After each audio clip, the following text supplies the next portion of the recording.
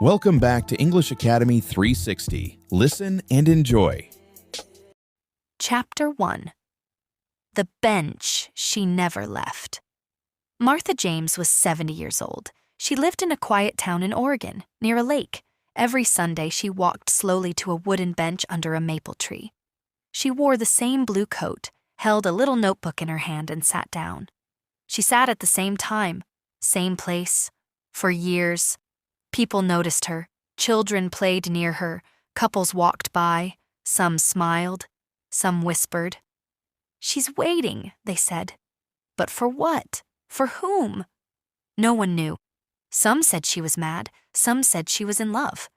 But Martha never answered anyone. She just looked at the water, calm, still, silent. Her hair was white. Her hands were thin. But her eyes looked like they held 1,000 stories. Sometimes she smiled at the sky.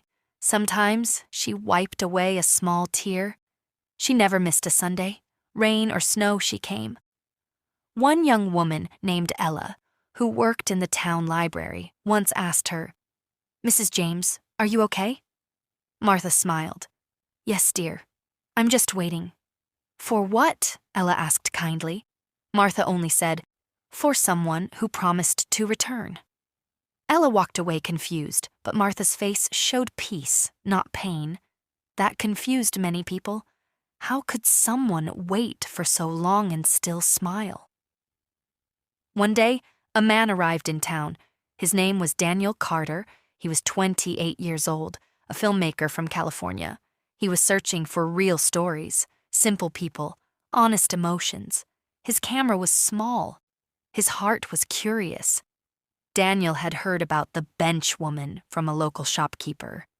He was told, "You want a story? Go to the lake this Sunday. She'll be there."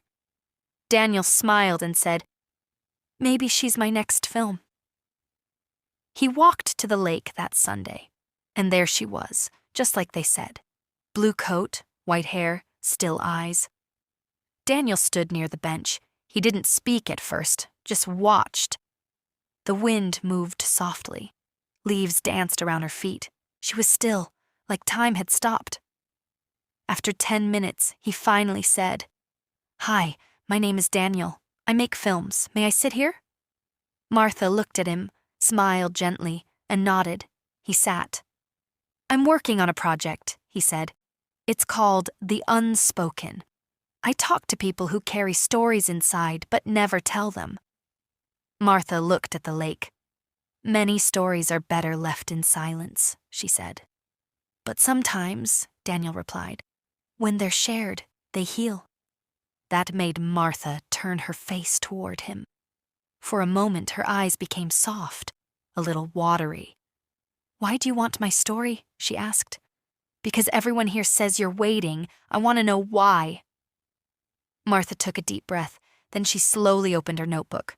Inside were small drawings, a leaf, a hand, a boat, a date, September 14th, and one name, Lucas. Daniel saw the name and felt something shift inside him. "Was he someone you loved?" Martha closed the book. "He was someone who promised to return 35 years ago." Daniel's heart skipped. 35 years. "Do you believe he'll still come?" he asked softly. "I don't know," she whispered, "but my heart never stopped listening for his steps." There was a long silence. The wind grew colder. The sun hid behind clouds. Daniel looked at her hands, still resting on her lap. "Will you let me tell your story?" he asked, "even if it's painful?" Martha didn't reply at once. Then she said, "You can come next Sunday. If I'm here, it means I've agreed." And just like that, she stood up slowly and walked away. Daniel watched her go. Her steps were slow, but strong. There was something mysterious about her, not just sadness, but strength. She had waited for 35 years and still smiled. As Daniel walked back to his motel, his mind was full of questions. Who was Lucas? Why did he leave? Why didn't he come back? And why did Martha still believe? Chapter 2. Why did she still believe? Martha James walked home slowly that evening. Her hands were cold, but her heart was warm. A young man had sat beside her. He had not laughed at her.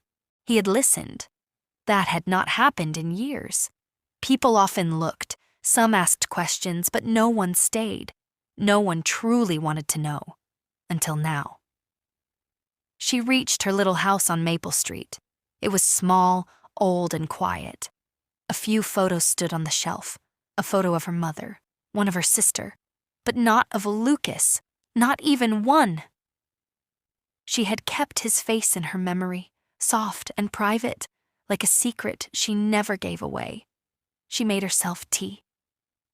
Then she sat near the window and opened her notebook. She touched the page with the name Lucas written in the corner. 35 years. And still, that name made her chest ache. But she didn't cry tonight, not yet. She looked out at the stars and whispered, "He came today, Lucas, not you, but someone new. Maybe he will help me remember the rest." Meanwhile, Daniel couldn't sleep. He sat in his motel room, holding his camera. He had filmed stories before, soldiers, nurses, old shopkeepers, but never someone like Martha. There was something heavy in her silence, a mystery wrapped in peace. She was not broken, but something had been taken from her. And still, she had waited. Why? He opened his notebook and wrote, "She believes, but why?" He went online and searched old news records from the town. He typed in Lucas, disappearance, and September 14th. Nothing. He tried Martha James. Still nothing useful. But then he found something small. An old newspaper clip from 1989, a fire near the lake. A man was injured, no name mentioned. Daniel made a note. He would visit the library tomorrow. The next Sunday came. Daniel reached the bench first this time. He waited with his camera. When Martha arrived, she smiled gently. "You came back," she said. "I said I would." "You'd be surprised how many people say that and still never return." Daniel smiled softly. "I'm not most people." Martha sat slowly. She looked tired today, more quiet than usual. "Where do we begin?" she asked. Daniel turned on the camera. "From the start." She closed her eyes for a second. Then she spoke. "I was 22. Lucas was 25. He played the piano in a small club downtown. I used to sit in the last chair near the exit. He always noticed me. One day, he walked straight to my table and said, 'You look like someone waiting for music.' And that was the beginning." Her lips curved in a small smile. "We fell in love fast, deep. He would bring me roses, not the red kind, white ones. He said white roses were for forever. I believed him." Daniel watched her carefully. She didn't cry, but her fingers touched each word slowly like they were made of glass. One day, he said he had to go away for a short while. Just 2 weeks. Something about a family matter. He kissed my forehead and said, "I'll be back on a Sunday. Sit by the lake and wait for me." That was the last time I saw him. Daniel leaned in. "Did you try to find him?" "I did. I went to his house. It was locked. I called his friend. No answer. Days passed. Then weeks. I thought maybe he changed his mind, but I couldn't believe that." She looked up at the sky. It was turning gray. "I went to the bench every Sunday. At first, I wore my nicest dress. I smiled at everyone. I believed he would come around the corner any moment. But months turned to years. My dress faded, my hair turned white.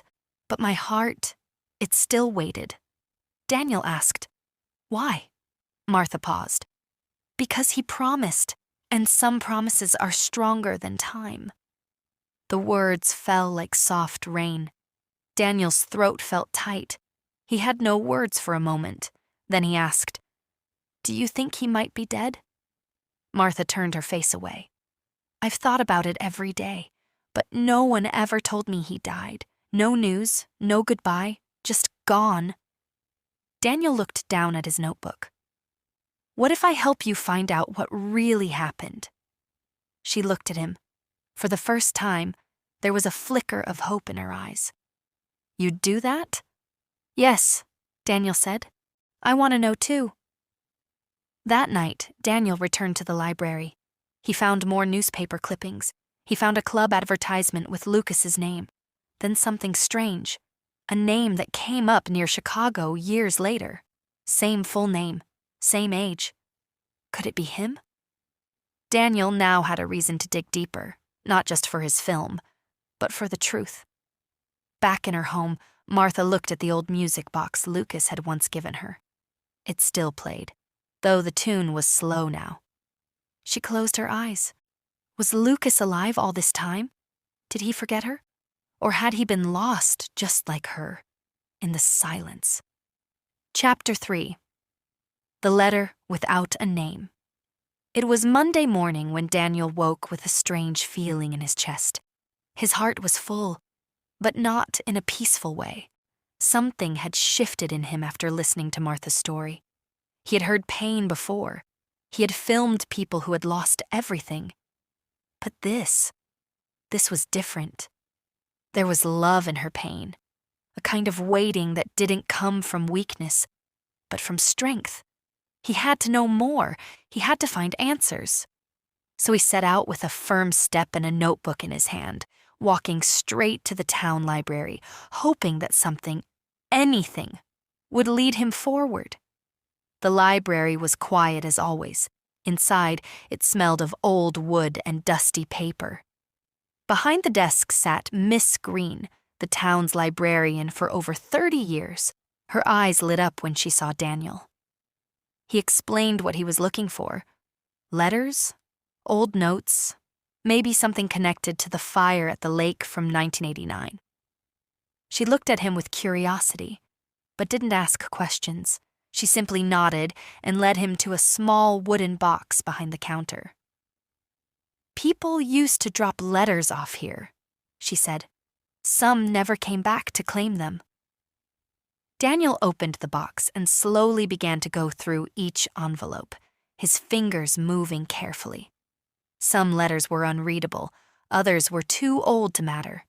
But then, at the bottom of the pile, he saw it, a yellow envelope, aged at the corners, but still sealed. No name, no stamp, just one word, written in simple handwriting. Forgive. Daniel's hands froze. He opened the envelope slowly, as if it might tear under his breath. Inside was a single page of faded paper, soft and thin, but still strong enough to hold its words. The handwriting was uneven, as if the writer had been in pain, or maybe afraid. He read the note in silence, each line like a whisper. If someone ever finds this, please give it to Martha James. I don't know if she still waits for me. I don't know if she still lives. But if she does, I am sorry. I never meant to leave. There was a fire. I was hurt. My face changed. My mind changed. I couldn't remember who I was for a long time. But I remembered music. I remembered her laugh. If this letter finds her, tell her she was my song. There was no name, no date, no signature, but everything else felt real. Daniel sat back in his chair. He didn't move for several minutes. He was trying to breathe, but the air felt too heavy. This had to be from Lucas. The fire, the memory loss, the music. It was all here. But then, why no name? Why hadn't he returned? Why leave a letter hidden in a library instead of going back to Martha? Was he too scared? Too changed? Or had he died after writing this? That Sunday, Daniel arrived at the lake earlier than usual. He held the envelope in his jacket pocket. His steps were slow. He didn't know how Martha would react. Would she cry? Would she get angry? Would she fall apart in front of him? He wasn't sure. But when she arrived, dressed in her usual blue coat, she looked calm, as if nothing had changed, as if every Sunday was the same, whether someone brought her pain or peace. She sat beside him and looked out at the water. Daniel didn't speak right away. He simply reached into his pocket, took out the yellow envelope, and handed it to her. Martha looked at it with quiet eyes. Her hands were steady at first, but as she opened the flap, they began to tremble. She unfolded the paper slowly, carefully, like it was made of glass. Her eyes moved across the words, one line at a time. She didn't speak. She didn't gasp. She just read. And when she finished, she didn't cry right away. She placed the letter gently on her lap, closed her eyes, and breathed out long and slow, like she had been holding it in for years. Then, without opening her eyes, she whispered, "I knew it. I always felt it." Tears came softly, not loud, not dramatic, just the kind of tears that fall when the heart is too full to stay quiet. "He didn't forget me," she said, almost smiling. "He was just lost." Daniel sat beside her, silent. He didn't know if he should speak or wait, so he waited. Martha touched the edge of the paper with her fingers.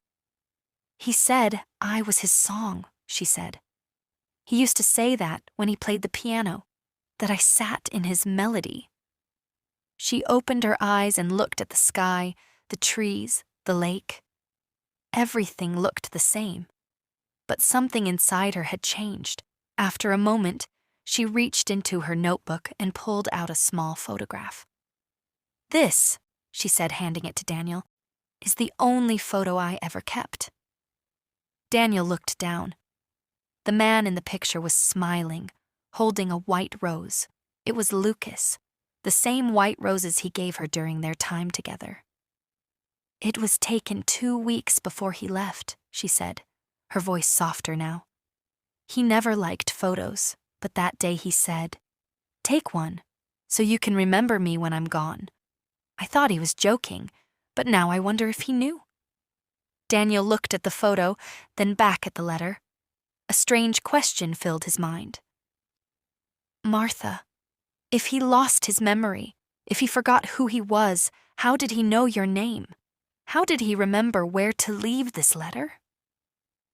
Martha's smile faded a little. She looked down at the ground, then at the lake. "Maybe," she said, "his memory came back for a moment. Maybe he remembered enough to write this, enough to know that I was still here." Her voice cracked slightly. "Or maybe someone else helped him." Daniel didn't speak. His mind was moving fast. There was still more to find, still more to uncover. He made a decision. "I'm going to Chicago," he said. "I found a man with his same name, same age, plays music in a quiet bar. I'm not sure if it's him, but I have to see." Martha looked at him, her eyes full of quiet strength. "If you find him," she said, "don't ask him why he never came. Just tell him I waited and that I forgive him." Daniel nodded. His throat was tight, his heart heavy, but he knew this story had to be finished, not just for his film, not just for himself, but for the woman who had waited and the man who had tried to return, even if he didn't know how. That night, Daniel sat at his desk in the motel. He stared at the photo of Lucas, the letter, and the music note drawn at the bottom of the page. He wondered if Lucas would even recognize her face after all these years. Would he remember her voice, her laugh, or would he look at her like a stranger? He closed his eyes and whispered into the still air, "Please let me find you. For her." Chapter 4. The Promise That Broke Her. The streets of Chicago were loud and wide, filled with faces that passed too quickly, but Daniel didn't notice the noise. His heart was too focused. He had come with a single hope, to find a man who had once been someone else, a man who had played piano for a woman who never stopped waiting.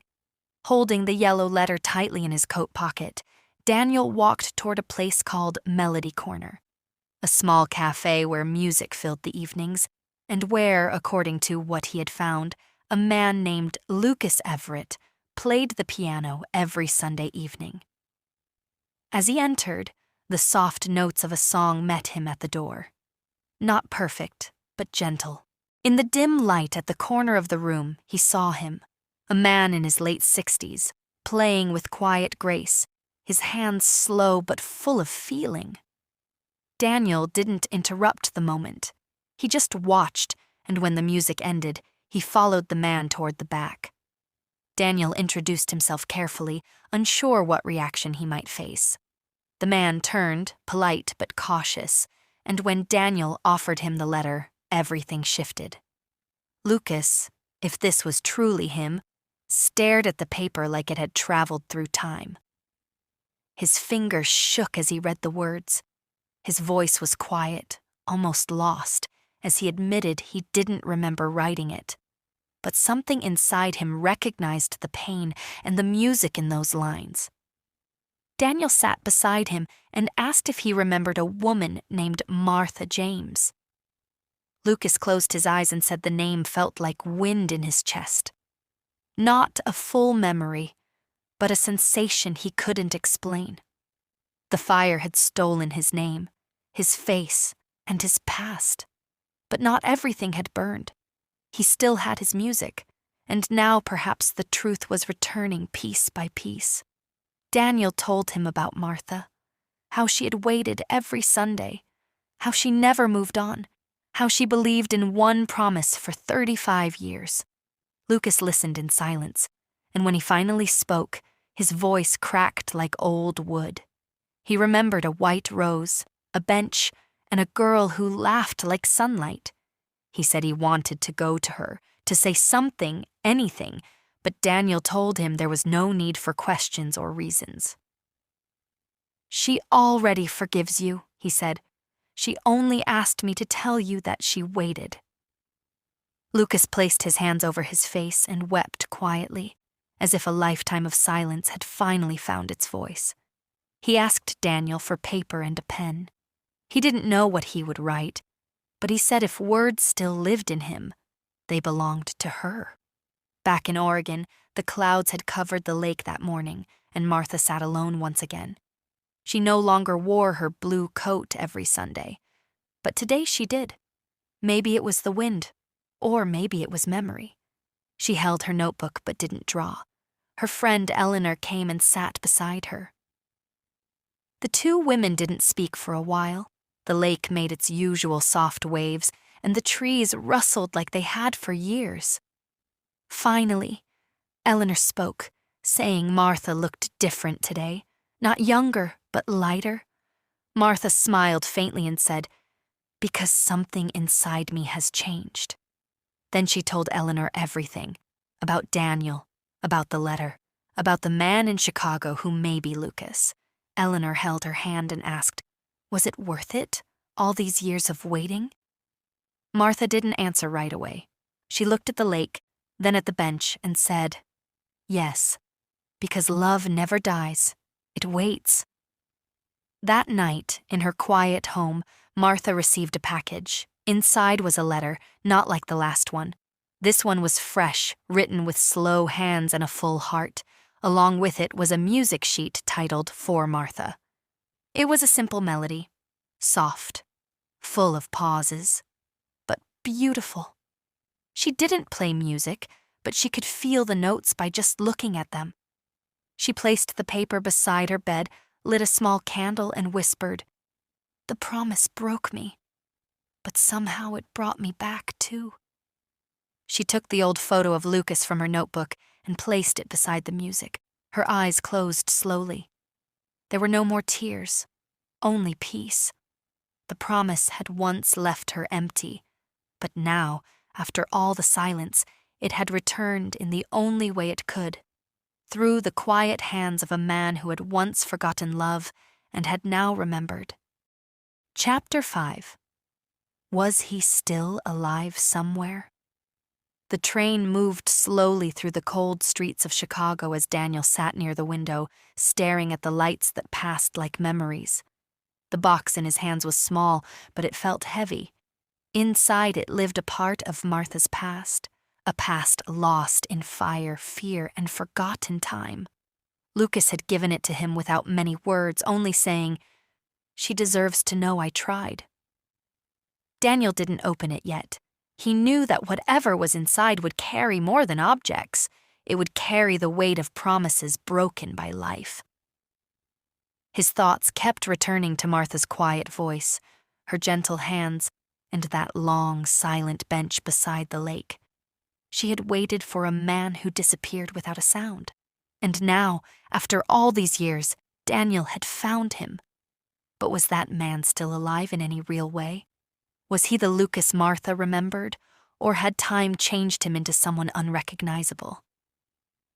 Back in Oregon, the sky had turned pale gray. Martha sat by her window, wrapped in her old shawl. Her eyes followed the wind that passed through the trees outside. In her lap lay the music sheet sent by Lucas, soft notes drawn by old fingers. She didn't need to play it to understand what it meant. Each space between the notes felt like the years she had waited. Each curved line carried her name, even if not written. She thought of the younger Lucas, the man who smiled as he gave her white roses and said, "One day, I'll write a song just for you." That song had now arrived, but he had not.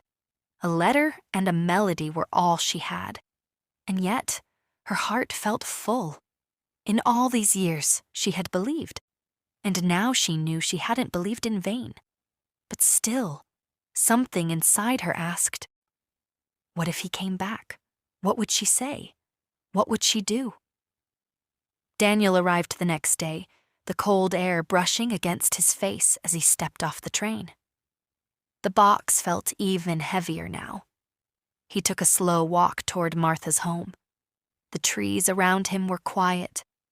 His thoughts kept drifting to Lucas, not the man who had been lost, but the man he had met. Lucas looked older, worn, but there was still music in his eyes. When Daniel had first shown him the letter, something inside Lucas had moved. He didn't remember everything, but he remembered her laughter. He remembered that bench. He had spoken Martha's name as if it were a song he used to know by heart. But fear lived in his voice too. Fear that she wouldn't recognize him. Fear that it was too late. Daniel wanted to believe it wasn't. He wanted to believe that even time could not erase what love had written. When Martha opened the door, she didn't look surprised. She simply stepped aside and let Daniel in. Her house smelled of tea and thyme. Daniel sat across from her and placed the box on the table. Martha looked at it without touching it. She took a breath, the kind that holds both hope and fear. Then she slowly opened the lid. Inside was a photograph. Lucas, as a young man, holding a piano key in one hand and a folded paper in the other. There was also a train ticket from 1989. The date made her hands tremble. It was the day he was supposed to return. A broken watch lay beside it. The glass cracked. She picked up a letter, unfinished, with her name written and nothing else below. Her fingers touched the faded ink as if she could hear what was never said. For a long time, she said nothing. Then gently, she closed the box and held it close to her chest. They sat in silence for a while before Daniel spoke. "He wants to come, but he's afraid." Martha nodded. "So am I," she said. "All these years, I waited for him, and now that he's near, I don't know what to feel." Her voice trembled, but her eyes stayed steady. "I loved a man I knew long ago, but will he be the same? Or will I meet a stranger?" Daniel didn't answer. He didn't know how. The room was quiet again, filled only with the sound of a ticking clock. Finally, Martha stood up and walked toward her shelf. She took a frame and placed Lucas's picture inside. "Let him come," she whispered, "and if he's not the man I once loved, then I will love the man he became." Later that evening, she went to the bench again. Eleanor joined her, and they sat without words. Martha's hands were calm. Her notebook rested in her lap. She didn't draw today. She just looked at the lake and said softly, He might be near. Eleanor looked at her, surprised. You mean he's coming? Martha smiled gently. Not today, but soon. I feel it. Then she turned toward her friend and asked, If someone forgets you, does that mean they stopped loving you? Eleanor thought for a moment, then said, Maybe love is the only thing that never leaves, even when memories do. Martha nodded slowly. Her heart was full of questions, but this time, she was not afraid of the answers. Daniel sat by his motel window that night, watching the stars. He thought of the story he was telling, a story not about perfect love, but about love that waited, love that forgot, and love that tried to return. And he wondered, was Lucas still alive in the way that mattered? Was the man Martha loved still inside the man he had become? Or had time turned him into a ghost of promises once made? Question about this chapter. Was he still the same man she loved? Or was she holding on to just a memory of him? Chapter 6. What if she knew the truth? All along. Martha sat alone that night, the soft music sheet from Lucas resting beside her like an old photograph. The candle near her bed flickered in the dark room, casting a warm glow on the wooden floor. Her fingers moved over the paper gently, not to read the notes, but to feel them, as if each curve, each space between the lines still carried his touch. For 35 years she had waited, not just for Lucas to return, but for this moment of understanding. The moment she would ask herself, did I always know he wouldn't come back? She stood up quietly and opened a drawer she hadn't touched in years. Inside it lay dozens of unsent letters, many written in silence after sleepless nights. One of them was older than the rest, written just before Lucas left. She had written to him, Don't return unless your love is forever. Don't come if your heart is unsure. She had never sent that letter, yet the words had lived in her all these years. At the lake, Daniel returned with news.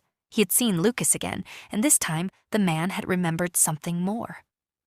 She sent me a letter, Lucas had said. Not after I left, but before. She asked me not to come unless I truly meant it. These words stayed with Daniel as he sat beside Martha once again. He looked at her, her eyes fixed on the water, her hands resting on her lap.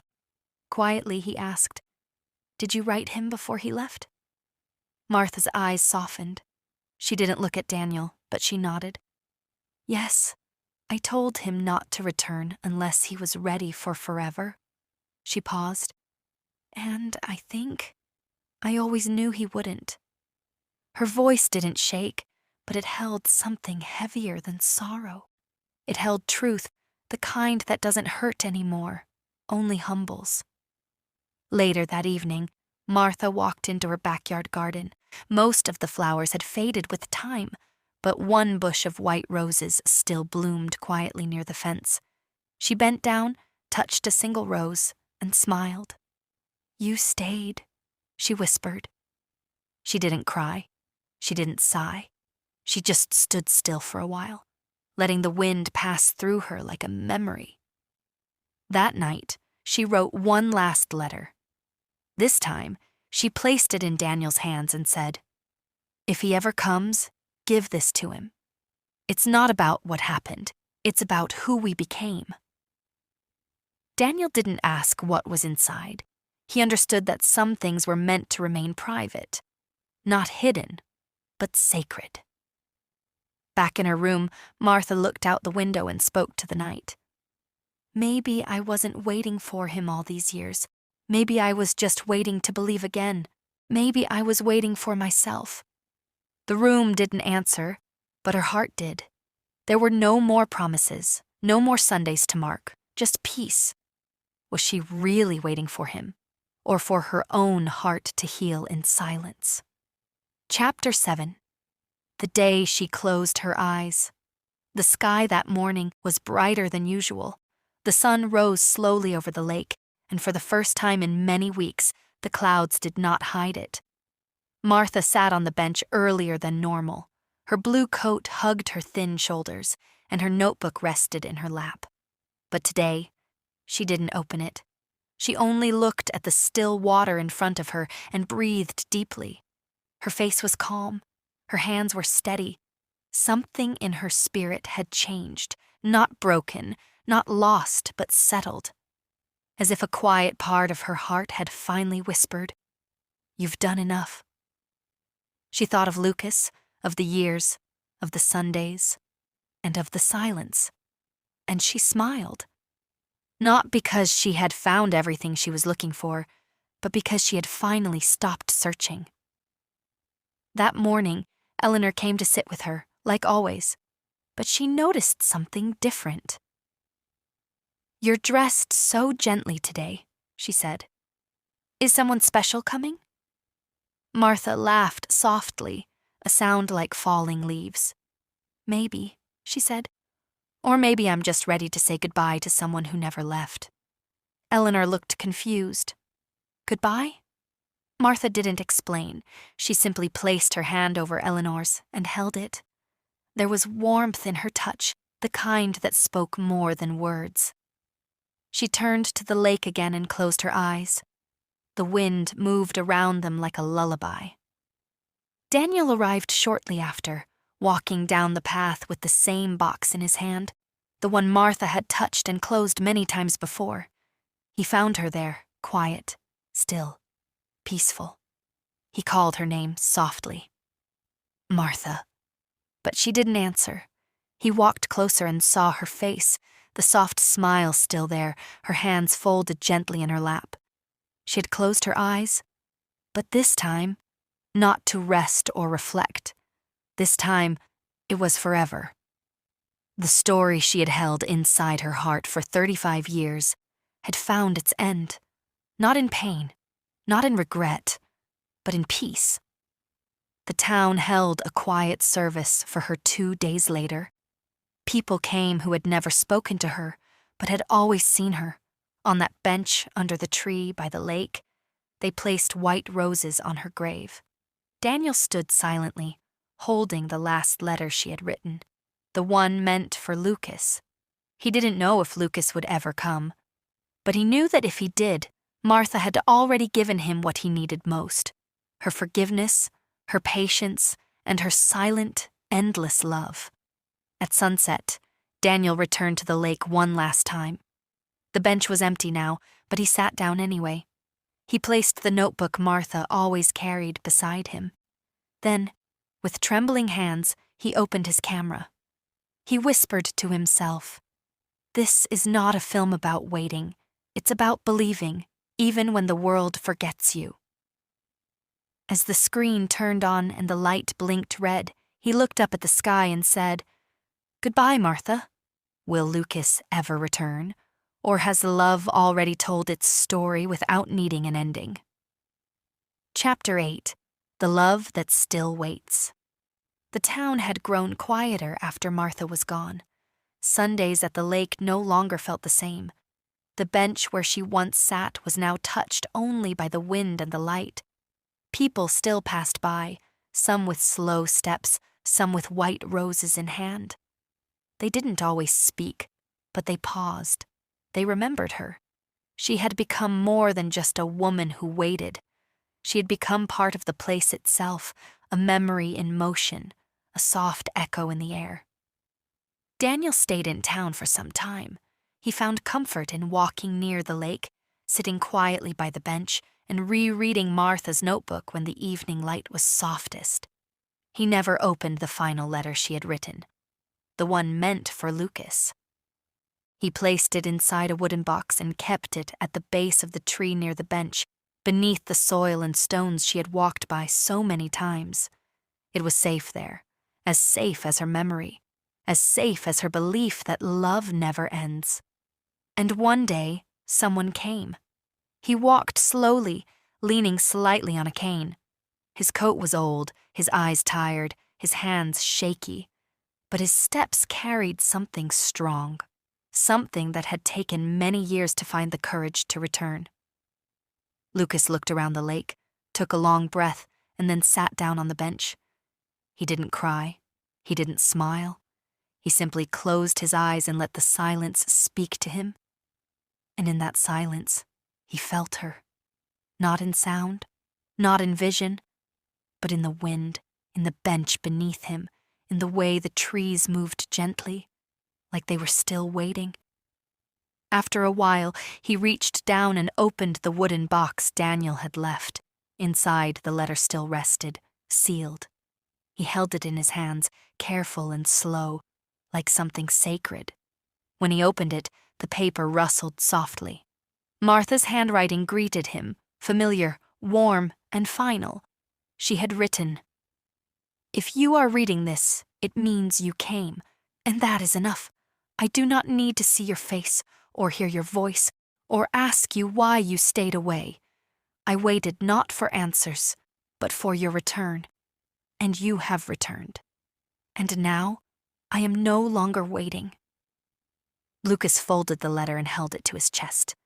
The tears that came were not heavy, not loud, just slow and real. He looked at the lake once more. Then he stood, touched the bench one last time, and walked away. His steps were slower now, but peaceful.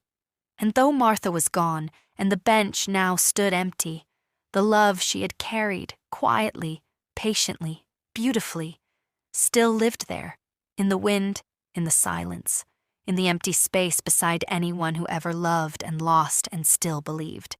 Because love, the true kind, does not always need to be returned to be complete. Sometimes it simply waits, and in waiting, it becomes something greater than time. The end